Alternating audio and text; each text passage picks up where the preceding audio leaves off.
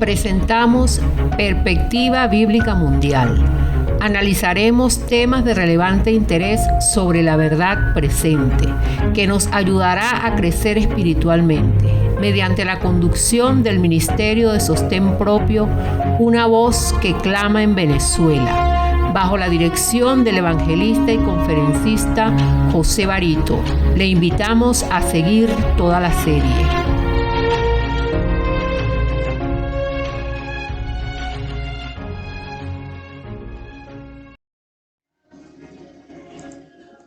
Buen día a todos, un saludo fraternal a los que se conectan con nuestra señal. Este tema que hoy traigo para ustedes será breve.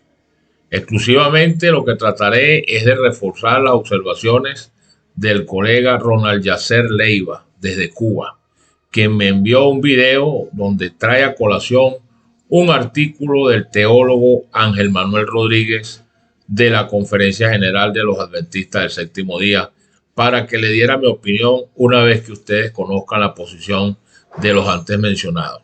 Ronald Yacer y Ángel Manuel Rodríguez se las daré. Así que a continuación les presento el video y al final de este tema, como les digo, les daré mi posición. Quédense pendientes que a continuación les presento el video que me envió el colega Ronald Yacer Leiva. Muy bien. Hola, Dios te bendiga. Bienvenido una vez más a este ministerio Escuela Faro de Luz. El día de hoy tenemos un video muy interesante, así que voy a compartir contigo una respuesta que quiero ofrecer a un artículo del teólogo Ángel Manuel Rodríguez. Recientemente un amigo me compartió un ejemplar de la revista Mundo Adventista, que lleva el título Una lectura fiel de las Escrituras. En la página 26 aparece un artículo del teólogo Ángel Manuel Rodríguez. En el artículo solo ocupa una hoja en la revista y lleva el título ¿Una vida sin pecado? Es una pregunta. Ahora, eso es lo primero que quiero destacar. Ahí se trata de una pregunta. Así que lo que se trata de resolver aquí es la cuestión de si es posible o no vivir una vida sin pecado. De eso trata el artículo. Algo que deberíamos tener resuelto ya hace más de 2000 años desde que Cristo vivió en la tierra una vida sin pecado en carne pecaminosa, pero todavía parece que algunos de nuestros hermanos, incluso teólogos, tienen dudas. La cuestión es la siguiente. Está enseñando Primera de Juan 3:9 que antes de la segunda venida alcanzaremos la condición espiritual de una perfección libre de la posibilidad de pecar. Esa es la pregunta temática del artículo. Ahora, la pregunta en sí misma es engañosa y falsa. Nadie sobre la tierra, al menos que yo conozca y tenga conocimiento respecto a este asunto, nadie sobre la tierra debería creer en semejante idea. Solo el infalible Dios radica en una perfección absoluta, libre de la posibilidad de pecar, como plantea esa pregunta. Debemos tener mucho cuidado con los términos empleados y lo que se quiere sugerir en una pregunta. Solo en Dios no existe la posibilidad de pecar. Solo Él está libre de esa posibilidad. Ni siquiera Lucifer tenía ese tipo de perfección. Tampoco la tenían los ángeles que cayeron. Ni Adán antes de la caída, en su estado prelapsario e inmaculado, tenía ese tipo de perfección. En Adán existía el libre albedrío y la libre posibilidad de pecar. Todos ellos, Lucifer, los ángeles que cayeron, Adán antes de la caída, todos ellos tenían la posibilidad de pecar a pesar de su perfección. Así que la pregunta misma que induce el pensamiento de que algunos creen que llegaremos a vivir en un estado espiritual de perfección antes de la segunda venida de Cristo, en el que estemos libres de la posibilidad de pecar, es en sí misma falsa, engañosa y toda una falacia. El segundo error de Ángel Manuel Rodríguez es asegurar que Primera de Juan 3:9 no trata sobre lo que se espera de la última generación de creyentes especialmente. y alardea de examinar cuidadosamente el contexto del versículo sin demostrar nada de lo contrario. Simplemente dice que no se refiere a la última generación. Sin embargo, si usted lee el contexto del versículo, pues revela que así mismo es. Si leemos todo el contexto del versículo, desde el versículo 1 hasta el versículo 3 y sucesivamente hasta el versículo 9, encontraremos que se habla ahí desde un inicio de la manifestación de Jesucristo en su segunda venida y la importancia de purificarnos a nosotros mismos, así como Jesús, como Él era de puro, dice el texto. Así que te animo a buscarlo ahí en tu Biblia. Estamos hablando de 1 Juan capítulo 3, los versículos 1 al 3 y así sucesivamente hasta el 9. Así que alcanzar el grado de pureza de Cristo para su segunda venida y nuestro encuentro con Él está claramente señalado y enseñado desde un inicio en el contexto de los versículos 2 y 3. Ahora, pero Ángel Manuel Rodríguez sugiere que no se refiere en 1 Juan 3:9 especialmente a la última generación. Eso es lo que él dice en el artículo. Yo les sugiero que, aunque es verdad que tal grado de perfección y de santidad se ha esperado de todos los cristianos desde siempre, o sea, a lo largo de la historia este ha sido el estándar que Dios ha pedido de su pueblo, 1 Juan capítulo 3 habla de una forma muy especial de aquellos que esperan en su vida tener ese encuentro personal con Cristo en su segunda venida. Por eso nos anima a purificarnos así como Él era de puro, y está hablando en el contexto de la segunda venida de Cristo, en su aparición, en nuestro encuentro con Él. Ahora, todo el artículo continúa con errores de interpretación y manipulación bíblica. Ángel Manuel Rodríguez no quiere aceptar la clara y sincera interpretación del texto inspirado y en su lugar sugiere traducciones que en realidad no son más que una interpretación humana que no es fiel al sentido literal del pasaje. El texto original, básicamente una traducción literal, textual de lo que dice, es lo siguiente: porque la semilla de Dios está permaneciendo en él y no tiene capacidad para estar pecando. Eso es lo que sería la traducción literal. O sea que mientras se conserve la simiente de Dios en nosotros, no existe la posibilidad de pecar en la experiencia humana. El dejar de pecar o no pecar depende de una condición constante. La simiente de Dios, que es Cristo, debe permanecer en nosotros. Eso es lo que dice el texto. Nada dice de continuamente o habitualmente, como sugiere Ángel Manuel, lo que hace del pecado una opción justificable en una tasa razonable según nuestra apreciación personal de lo que es para ti o para mí habitualmente o continuamente. Básicamente, Ángel Manuel Rodríguez sugiere una interpretación totalmente opuesta a lo que Juan quiso decir y la ofrece como atractiva, según sus propias palabras, atractiva y necesariamente la mejor. Bien dice el Espíritu de Profecía, y aquí quiero compartir una cita contigo que aparece en la revista Señales de los Tiempos, 6 de enero de 1896, párrafo 2, dice: los hombres que están bajo el control de Satanás repiten esas acusaciones contra Dios al aseverar que el hombre no puede guardar la ley de Dios. Y esto es literalmente lo que estamos leyendo en este artículo de Ángel Manuel Rodríguez. Para reforzar un poco más su tesis, el profesor acude a 1 Juan capítulo 1, los versículos 6 al 10, donde se habla de los que afirman no tener pecado, lo cual no tiene nada que ver con la posibilidad de vencer el pecado por la gracia de Dios. La posición fanática de algunos al afirmar que nunca han pecado o que ya no pueden pecar, haciéndose así semejantes a Dios mismo, es atacada y desenmascarada por el apóstol Juan. Sin embargo, no debe confundirse esto con la enseñanza de una vida en fiel obediencia a los mandamientos de Dios con la ayuda del poder divino del Espíritu Santo. Los que creemos en la teología de la última generación no enseñamos que debemos declarar o andar diciendo por ahí que no tenemos pecado, que nunca hemos pecado o que ya no podemos pecar más, ya no podemos pecar. Eso es un error y la teología de la última generación no enseña tal cosa. La última vez que un grupo así se levantó en la iglesia adventista, en la historia de nuestra iglesia, terminó con terribles consecuencias. Ese grupo en la historia fue el movimiento de la carne santa. Y también, dicho sea de paso, como información complementaria, ellos creían, este grupo de la carne santa creía que Jesús tuvo o podría, para ser un poco más preciso, alcanzó en una etapa en su historia la naturaleza de Adán antes de la caída, o sea, la naturaleza prelapsaria.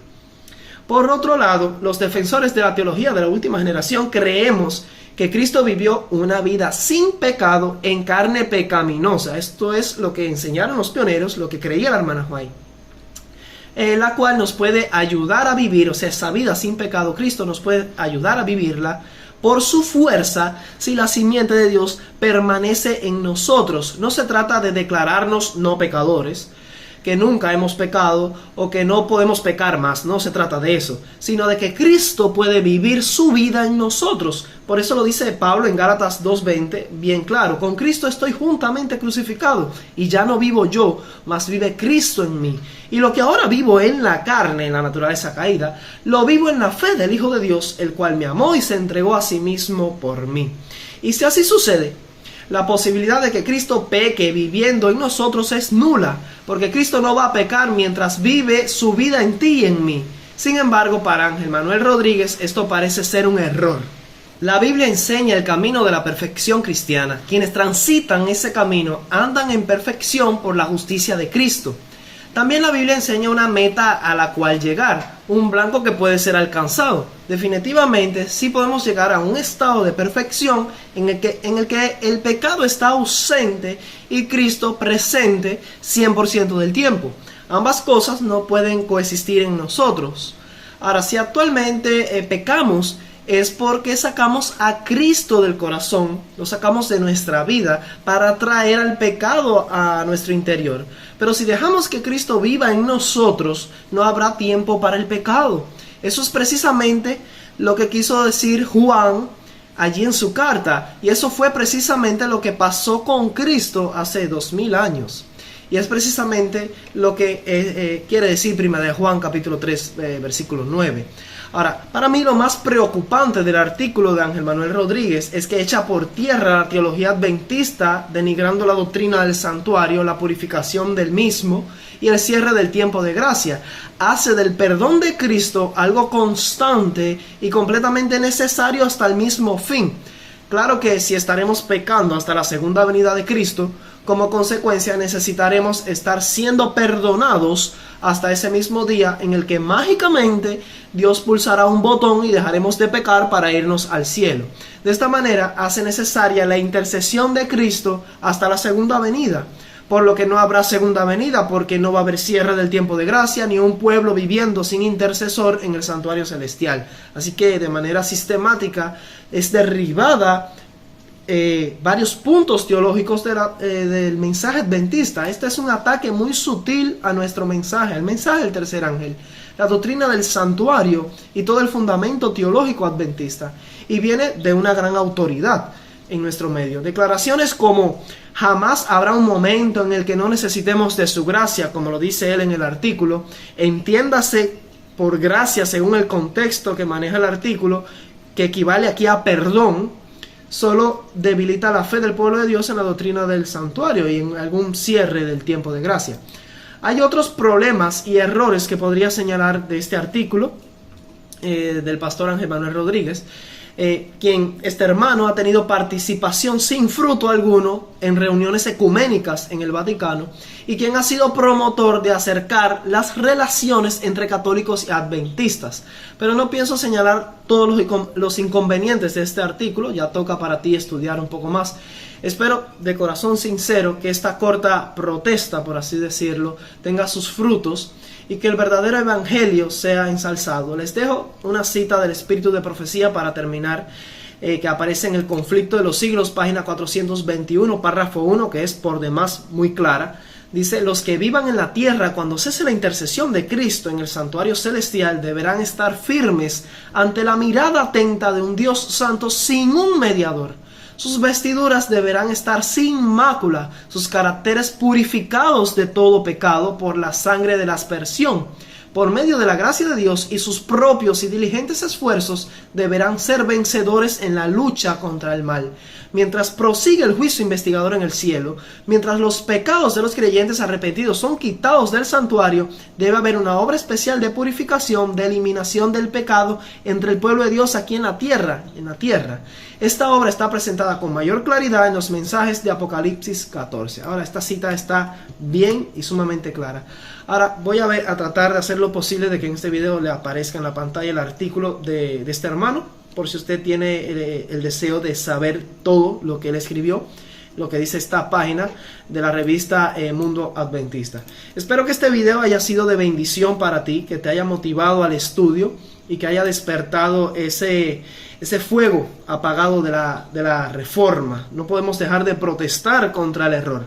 Que Dios te bendiga. Ayúdame a compartir esto y que podamos alcanzar a otras personas con el mensaje de la verdad. El verdadero evangelio tradicional adventista y no este evangelio evangélico que se ha introducido en nuestra fe. Que Dios te bendiga. Muy bien. Indudablemente que este tema se desprende del mismo tema controversial para muchos, no para este servidor, porque este tema está claro, bien conciso, acerca de la naturaleza humana de Cristo. Pues unos creen que Cristo no tomó nuestra naturaleza caída y otros, aunque lo reconozcan, pues consideran que los seres humanos no podrán terminar su vida en esta tierra sin pecar. Estos son precisamente los puntos, entre muchos más, que están en el tapete en toda discusión sobre la naturaleza humana de Cristo y sobre la doctrina de la última generación. Y esa es la razón por la que nos vemos en la imperiosa necesidad de apoyar las observaciones del colega Ronald Yasser Leiva, que son para este servidor, son observaciones muy objetivas y precisas que aclaran toda esta confusión. Para el que esté confundido, por supuesto, deba definitivamente entender por qué traerá este tema, si no se comprende, consecuencias eternas, aceptar la postura del referido pastor Ángel Manuel Rodríguez, del que hace referencia el artículo. Esa es la realidad. Si esta confusión y engaño continúa sin ser aclarado, será poco probable que el tema de la naturaleza de Cristo y la doctrina de la última generación queden prontamente resueltos. Así que, distinguidos oyentes, en realidad estos temas no tienen confusión alguna cuando aceptamos con honestidad la veracidad de que Cristo nació como descendiente de Abraham. Entonces nos preguntamos, ¿qué naturaleza tenían Abraham, Isaac y Jacob? Honestamente, quisiera que los eruditos, eso entre comillas, que enseñan corruptas y tendenciosas doctrinas del diablo, por supuesto, a la gente, me lo expliquen, porque es claro y es evidente que la naturaleza de estos hombres era pecaminosa, es decir, era caída. Sí, nuestro Señor Jesucristo tomó la naturaleza del hombre tal como era esta tras la caída, y es indiscutible que la única naturaleza que tenemos es una naturaleza pecaminosa. Era la única naturaleza que había disponible para Jesús cuando se revistió de la humanidad. Ahora, oído lo siguiente, no es la naturaleza pecaminosa la que nos condena, no, sino el pecado. ¿Por qué? Porque todos nacemos bajo una naturaleza pecaminosa, pero no somos pecadores por nacimiento. Eso debe quedar claro.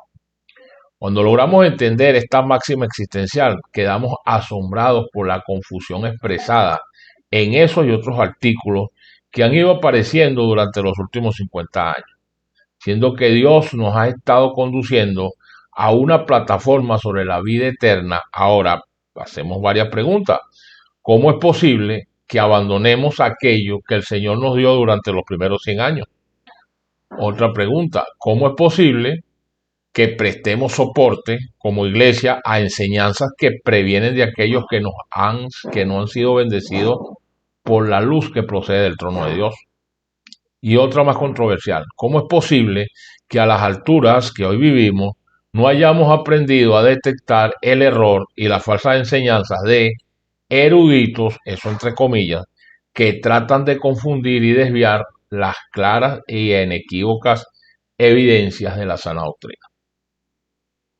Sí, Pues miren, nuestra meta desde la corrupta publicación de estos temas en artículos en publicaciones del Instituto de Investigación Bíblica de la Conferencia General y ante la lluvia de apostasía que ha sumergido a dicha Conferencia General, ante la apostasía continuada de los nuevos teólogos liberales, parece ser que apaciguan las inquietudes de los que quieren seguir las enseñanzas del papado. Sí, porque esto viene del papado, ¿saben? Aun cuando de una manera magistral en la Asamblea General de la Asociación, por supuesto, en 1901, el doctor Waggoner dijo que no se dan cuenta de que la idea de que la carne de Jesús fue distinta a la nuestra, puesto que sabemos que la nuestra es pecaminosa, implica necesariamente la idea de la Inmaculada Concepción de la Virgen María. Importante eso, ¿verdad? Así es, el pecado es un estado inherente a nuestra naturaleza. Si Cristo no pudo hacer con nuestra naturaleza, si Cristo no pudo nacer con nuestra naturaleza, ya que de haberlo hecho habría sido un pecador, y si no nació con nuestra naturaleza tampoco pudo ser nuestro ejemplo. Y mayor aún, si no podemos vencer el pecado como lo hizo el Señor, entonces fue en vano que nuestro Señor hizo ese sacrificio pidiéndonos que siguiéramos sus pisadas. En consecuencia, si eso resulta de esa manera, entonces no podemos vencer como lo hizo Él. Y hemos entonces de continuar pecando. Cuando entendemos de forma que el ministerio de Jesús en el santuario celestial es primariamente administrar la justificación. El caso es que irresponsablemente los eruditos del Instituto de Investigación Bíblica de la Iglesia presentan una teología con dos alternativas posibles sobre estos temas, y es decir, juegan con Dios y con el diablo. Es como si nuestro pueblo decidiera que creer en la observancia del domingo o bien del sábado, y aún así quedar igualmente justificado a los ojos de Dios. Evidentemente, pudiéramos añadir que desafortunadamente ha habido un cambio muy profundo y sistemático en nuestra posición histórica.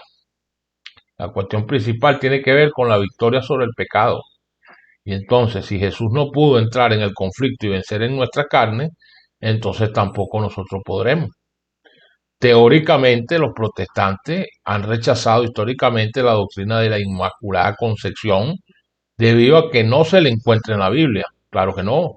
Y muchos enseñan hoy que en la matriz de María se obró un milagro especial, de forma que ésta no pasó a Jesús ni ninguna tendencia o deseo pecaminoso. Pero eso es una comiquita. Eso lo inventaron los jesuitas.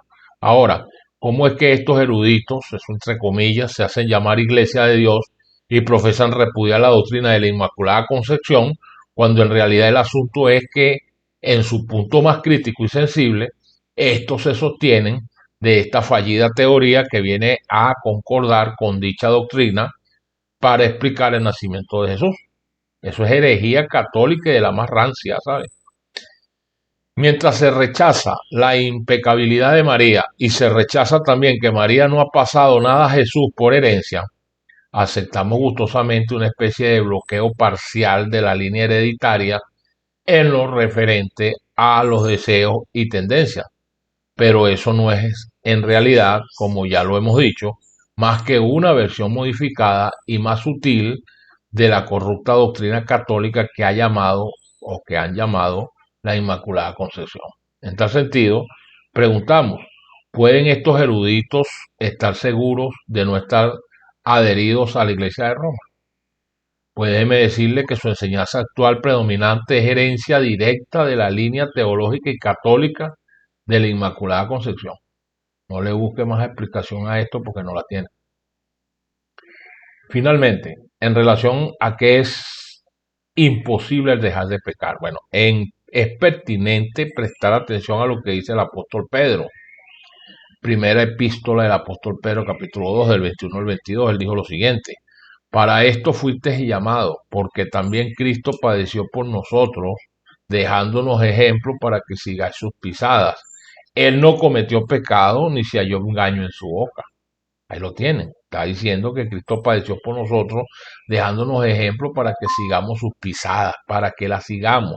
Él no cometió pecado, ni de ni se halló engaño en su boca. Y la pluma inspirada también dejó lo siguiente. Ella dijo, si es que no tuvo la naturaleza del hombre, si el Señor, por supuesto, no pudo ser nuestro ejemplo. Si no hubiese sido participante de nuestra naturaleza, no habría podido ser tentado tal como lo ha sido el hombre. Si para él no hubiera sido posible ceder a la tentación, no habría podido ser nuestro ayudador. Su tentación y victoria nos dicen que la humanidad debe copiar el modelo. Eso está en la Revin Herald del 18 de febrero de 1890. Muy bien. Creo que estas dos citas y mi posición al respecto son suficientemente claras y determinantes o determinan pues mi apoyo al colega Ronald Yasser Leiva. Espero que a usted le haya quedado claro y por favor trate de difundirlo para que no haya más confusión en relación a este tema.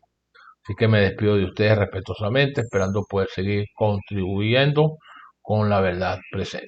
Les hablo desde Venezuela, desde Radio Perspectiva Bíblica Mundial, José Barito. Dios les bendiga.